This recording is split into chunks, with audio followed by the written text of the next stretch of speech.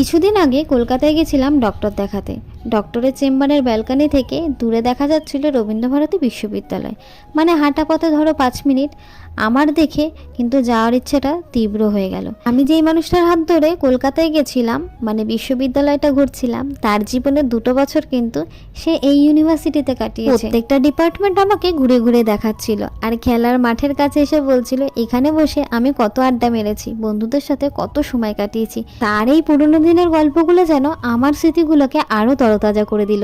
আমার সেই কলেজে কাটানোর মুহূর্ত, সেই ইউনিভার্সিটির মুহূর্তগুলো কিন্তু কম ছিল না। সেটা আমার জীবনে একটা নস্টালজিকের মতো। জানো, ইউনিভার্সিটিতে ঢোকার পর থেকেই আমার বায়না শুরু হয়ে গেল বাংলা ডিপার্টমেন্ট কোনটা আমি দেখব, কারণ বাংলা আমার সাবজেক্ট, বাংলার সাথে আমার একটা আত্মিক সম্পর্ক আছে। তবে আজকে কিন্তু বলতেই হবে, স্মৃতির পাতায় আরও একটি স্মৃতি আবদ্ধ হলো। আমার মা টিফিন করে দিয়েছিল, টিফিনটা খেতে পারিনি, তাই বকা খেতে খেতে মিনি ব্লগটা এখানেই শেষ করলাম। সাবস্ক্রাইব।